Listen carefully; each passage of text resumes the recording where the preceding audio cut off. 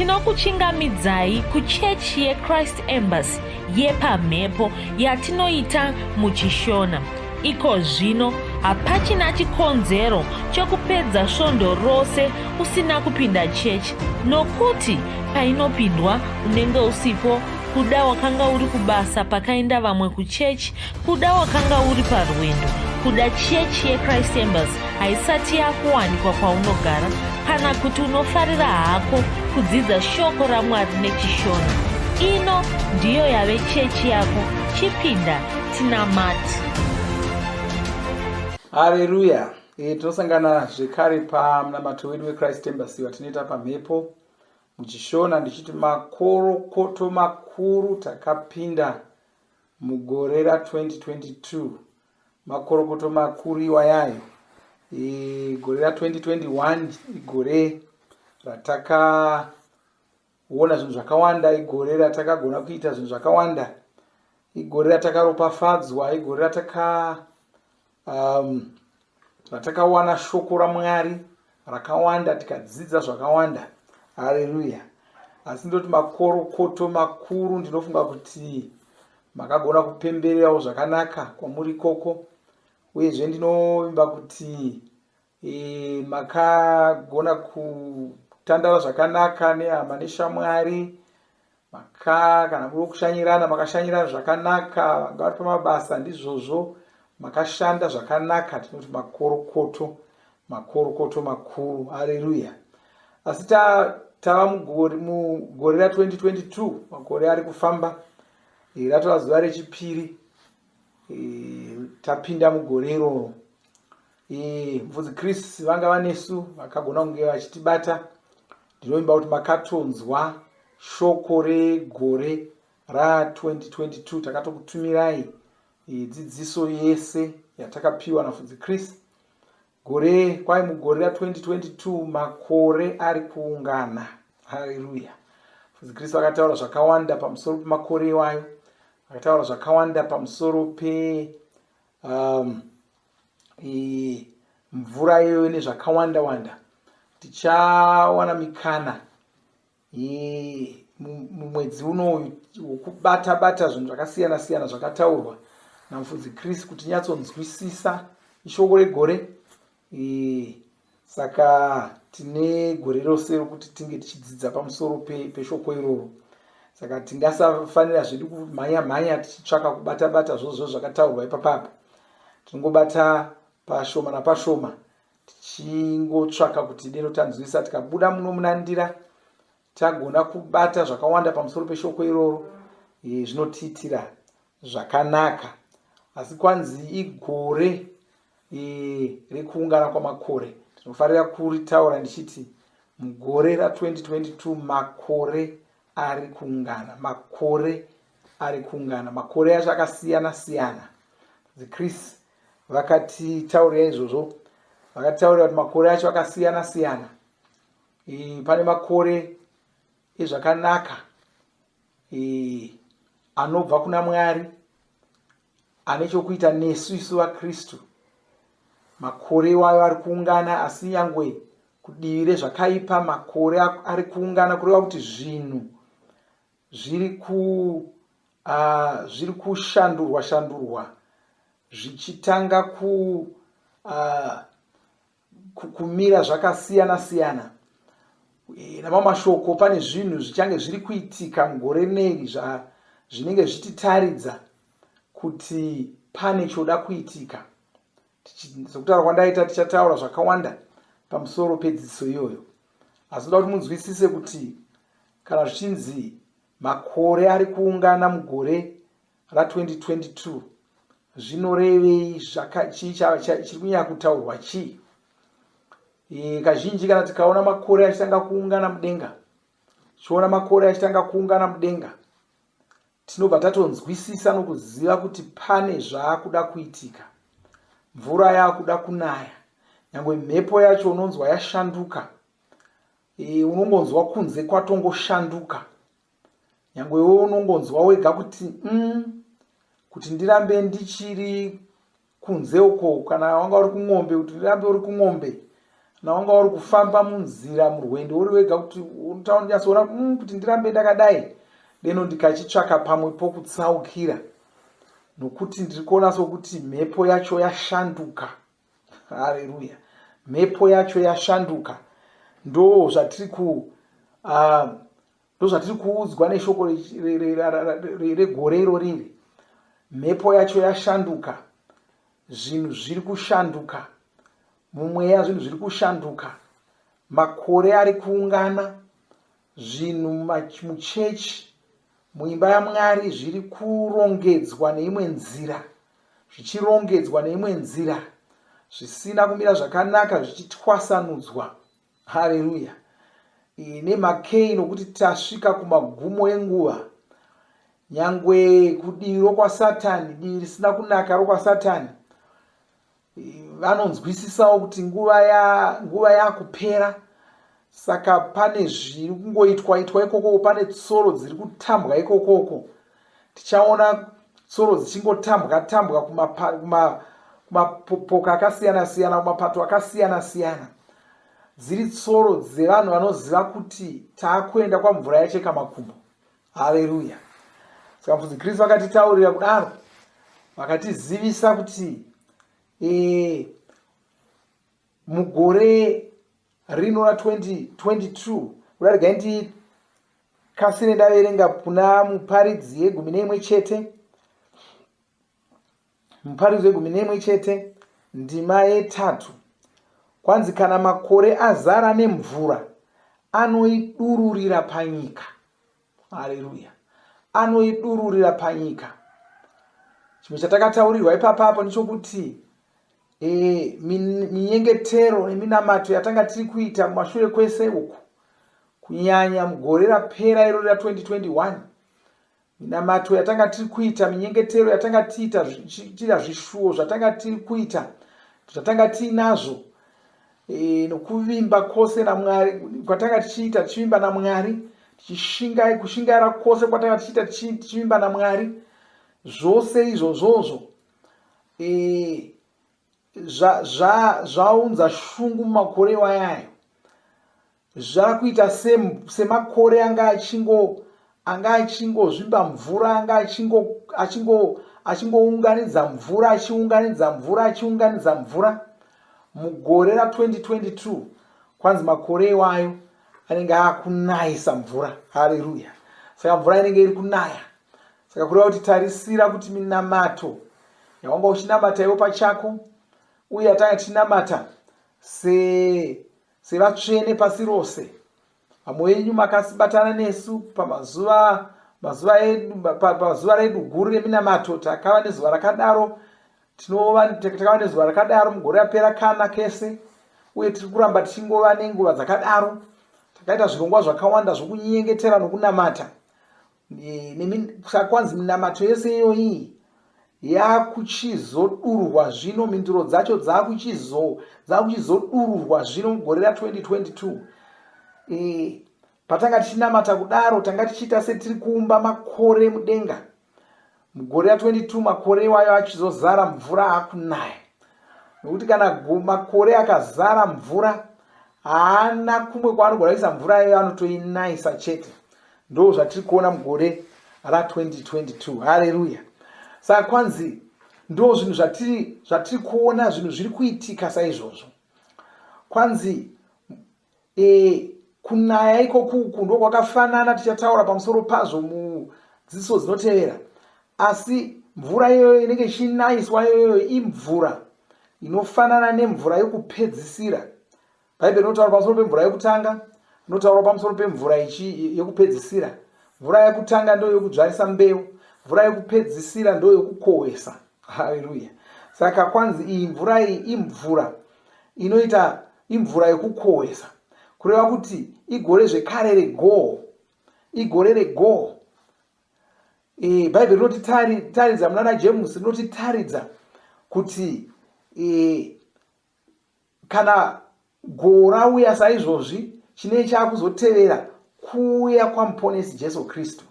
Saka tiri mugore ratiri kuona goo irori richingopera, Jesu Kristu achibva vauya. kureva kuti Jesu Kristu vapamukova vadongorera nguva yavo nemazuva avo aswedera chose, ava pedo chose. Saka igore rokuungana kwamakore. Haleluya! Igore rokuungana kwamakore. Asi mufudzi Kristu vakatitaurira vakati hongu, kwaSatani makore anenge achiunganawo, panenge pane tsoro dziri kutambwawo ikoko. Asi kwanzi hatifaniri kuzvinetsa naizvozvo, hatifaniri kutarisa patsoro dzese idzodzo namakore ari kuungana kwavo. Isu tinotarisa makore edu ari kuungana kwedu. Haleluya! Makore edu egoho ari kuungana. Haleluya! Uye ndataura ndikati zvazvinoreva nezvokuti zvinhu zvinenge zviri kuitika mugore rino iri zvinhu zviya zvichatisiya takagutsikana kuti kwatakuinda kwakumwewo. Saka tarisira zvinhu zvakaita saizvozvo. Igore richange richitinakidza, igore ratichafara chose, igore ratichaita mabasa makuru, igore ratichakunda hondo dzakawanda, igore ratichaunza goho svinu. Haleluya! Zvinhu zvichange zvichiitika mukati meupenyu hwako. Shoko raMwari richange richishanda mukati meupenyu hwako, richishanda. Chimwe chinhu chatakaudzwa namufudzi Kristu ndechokuti tinofanira kuisa shoko raMwari panzvimbo yaro. Mugore neri tinofanira kuisa shoko raMwari panzvimbo yaro. Tikagona kuisa shoko raMwari panzvimbo yaro, rinotanga kutishandira. Tinozoona Mwari muzvinhu zvedu zvose. Tinoona Mwari mumari dzedu, tinoona Mwari muupenyu hwedu, muutano hwedu, pane zvose zvatinoita. Haleluya! Saka ndinovimba kuti uri kutarisira kufamba mugore irori uchikunda hondo dzako uchifara. Haleluya! Asi nhasi zvekare ndo svondo yedu yokutanga kwemwedzi wandira. Saka iyi svondo yatinodya chidyo. Sakada kuti tibve tapinda muchidyo tigozonamata tichivhara. Haleluya! Tichipinda mune zvimwe zvikamu zvokurumbidza Mwari nokunamata Mwari pamwe chete nokuverengerwa rapsodi tichizovhara. Ngativhurei kuna tsamba yokutanga kuvaKorinde chitsauko che11 chimwe chete, ndima ye23. Kwanzi nokuti zvinhu zvandakakupai zviya ndakazvigamuchira kubva kunashe, zvekuti Ishe Jesu usiku huya hwavakapandukirwa vakatora chingwa, vakatenda Mwari pamusoro pacho, ndokuchimedura ndokutaura vachiti, torai mudye, ndiwo muviri wangu unomedurirwa imi, itai izvi muchindirangarira. Haleluya! Ndoda kuti titore chingwa ichocho tigochiropafadza, tigochimedura, tigochidya pamwe chete. Haleluya! Ngaitinyengetere. Baba, ndoda kutenda nezita raJesu Kristu vakabata chingwa ichocho. Baba, ndokutenda nezita raJesu Kristu. Ndoda kutendai nokuda kwomuviri waJesu Kristu wakamedurirwa isu, kuti zvitinakire, kuti tikunde, kuti tiponeswe. Ndoda kutendai. Tinoropafadza chingwa ichi patinochidya iko zvino. Tochiropafadza iko zvino chinyengetera muno mumwe anobatana neni pakuchidya muzita raJesu Kristu. Kana anga ane zvirwere muviri make, zvinobviswa zvose, zvinopora zvose. Sokutaura kwakaita muranda wenyu mufudzi Kristu achitaura kuti mugore rino hapana wedu acharwara. Tinopupura iko zvino chidya chingwa ichochi, chipupura kuti hapana wedu acharwara nezita raJesu Kristu. Tinokutendai. Amen. Haleluya! Ngaitimedure chingwa ichocho tigobva tachidya pamwe chete.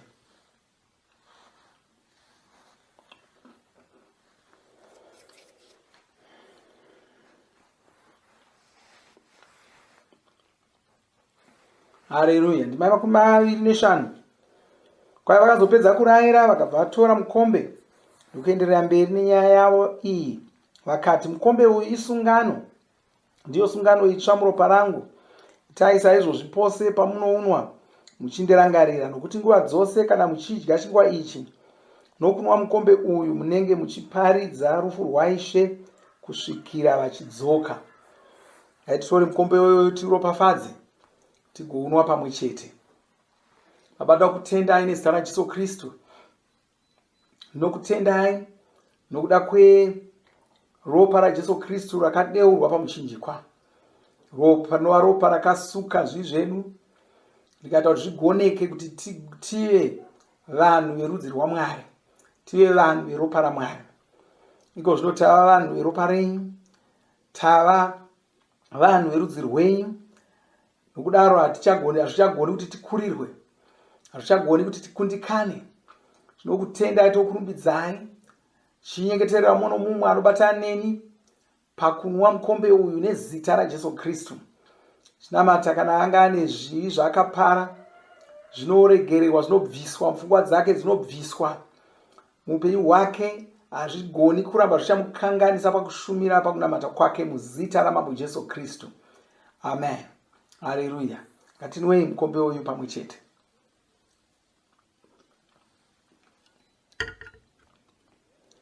Haleluya. Ngatingotenda Mwari tichinamata chikuropafadzai. Baba, da kutenda nezita raJesu Kristu.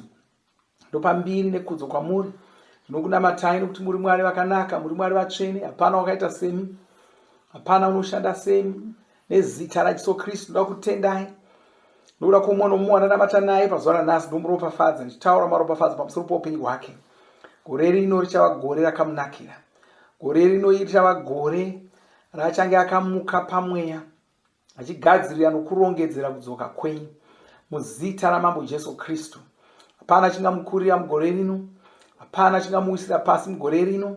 Nezita raJesu Kristu anoramba akamira akasimba akagwinya muzita ramambo Jesu Kristu. Baba, tinokutendai tokurumbidzai. Amen. Haleluya. Zvakanaka.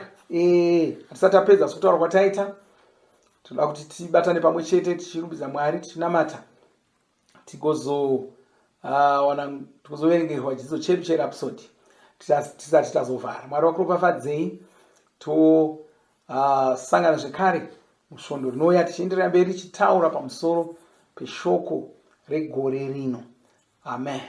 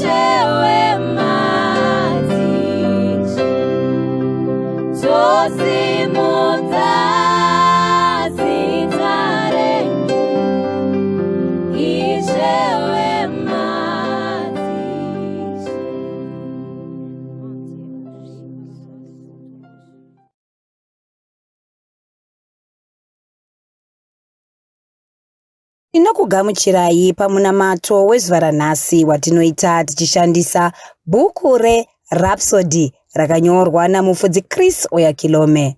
Chidzidzo chanhasi chinoti, wakabviswa murima ukaiswa muchiedza. Shoko redu tinoriwana kubva kuna Vakorose 1:12 kusvika 13.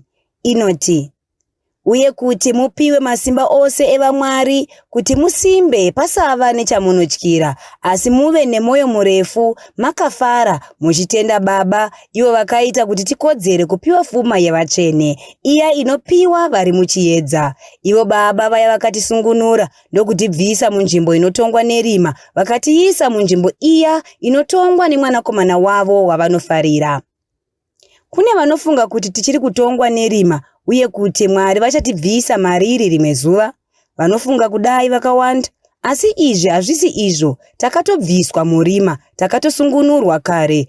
Izvi ndizvo zvatinoziviswa naPauro. Mashoko ake ndiwo ataverenga mundima yatavhura nayo. Mweya Mutsvene ndiwo vakamutuma kutizivisa izvi. Mwari Baba vane pfuma yavakatipa. Pfuma iyi yakagadzirirwa vatsvene, inowanikwa muumambo hwechiedza. Isu tava kukodzera kuwana pfuma iyi, uye Mwari vakatotisungunura, saka hatichatongwi nerima. Mwari vakatipinza muumambo hwemwanakomana wavo. Mwanakomana uyu ndiye wavanofarira zvikuru. Mashoko aya anofadza zvikuru. Vanhu vaMwari havafaniri kusungunurwa kubva kuna Satani, havafaniri kusungunurwa kubva kumasimba erima, asi kune vamwe vasati vanzwisisa. Vanhu ava ndivo vanofanira havo kusungunurwa, asi vanofanira kusungunurwa kubva pakusaziva kwavo uku, uye chinovasungunura chacho ishoko raMwari. Izvi ndizvo zvatinovona muna Zvirevo 11:9 inoti, kubudikidza nezivo akarurama anopunyuka. Ungava wakazvarwa patsva, hauchisiri kutongwa naSatani. Izvozvo ndizvo zvazvinoreva, asi hazvingorevi kudero chete. Mwari havangokubvisi munjodzi, havangokusungunuri chete, vanobva vakuisa panzvimbo yakanaka. Saka vanokubvisa pasimba rerima vokupinza munyika inotongwa nemwanakomana wavo. Mwanakomana uyu ndiye wavanofarira, nyika yake yakanaka.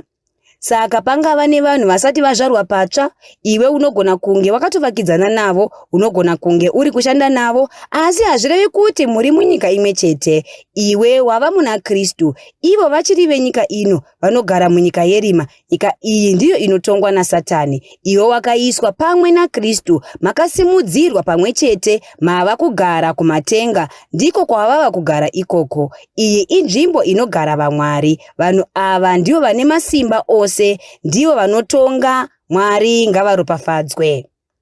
Pupura uchiti, Mwari ngavaropafadzwe. Ndava kugara muumambo hwemwanakomana waMwari. Mwanakomana uyu ndiye wavanonyanya kufarira.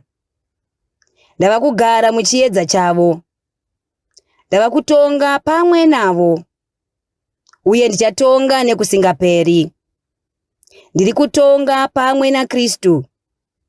Ndava kugara munzvimbo inogara vaMwari. Saka ndava kutonga Satani. Ndava kutonga nyika ino. Ndava kutonga zvinhu zvenyika ino. Ndinoshandisa simba raMweya Mutsvene kuzvitonga. Haleluya. Dzimwe ndima dzinotsigira chidzidzo chanhasi: 2 vaKorinde 5 ndima 17, vaEfeso 2 ndima 6, vaKorose 3 ndima 1 kusvika 3. Tinovimba makomborerwa nemunamato wesvondo rino. Kana manga musati mazvarwa patsva, namatai mumashure mangu, muchidudza, muchirevesa. Taurai muchiti, Mwari vari kudenga, ndinouya kwamuri, ndinokoka Jesu kuti vapinde mumwoyo mangu. Ndinokumbira kuti Jesu vatonge upenyu hwangu. Ndinopupura kuti Jesu ndivo vavaishe wangu. Saka ndinogamuchira upenyu usingaperi mumweya mangu. Ndazvarwa patsva, ndava chisikwa chitsva. Ndinokutendai. Amen. Makorokoto mazvarwa patsva, tinokugamuchirai muchechi yeChrist Embassy. Titumirei zita renyu nekwamunogara. Munogona kutumira iri SMS kana WhatsApp pa 0772 215 kana kutuma tsamba pa shona@gmail.com. Muchida kupa mpiro yenyu neEcocash, rovai namba *151*2*5*58225# motevera zvinenge zviri kutaurwa neEcocash ipapo. Kana muine nhare dzemazuva ano, munogona kushandisa KingsPay kupa mpiro yenyu. Shandisai kodi inoti TNIOG nemavara makuru. Tinoda kukuzivisai zvinotevera. Tinokurudzira kuti musadarikwe nezvidzidzo zveRhapsody. Zvidzidzei kuti shoko riwande mamuri, mugone kumirisana nezvinhu zvinonetsa muupenyu. Tinodavo kuzivisa vane nhare dzeeconet kuti *205# mava kugona kuwana Rhapsody panhare dzenyu kunyangwe musina WhatsApp. Rovai nhare idzi muwane Rhapsody panhare dzenyu zuva rimwe nerimwe. Munorova *205#, mosarudza daily devotional, subscribe, shona Rhapsody muchishona. Munamato uno munoubata paWhatsApp, paradio, paYouTube panoti Shona Online Church, www.ce-shonachurch.org nepa vcc.rhapsodyofrealities.org. Tinokumbira mutizivise kana muri kutibata pane imwe yenzvimbo idzi, kana pari paintaneti munogona kunyoresa muchitipa zita renyu, kana pari paWhatsApp tinyorerei tigopota tichikutumirai zvimwe zvidzidzo, kana kutitumira SMS pa0772 166 928. Ivai nesvondo rakanaka.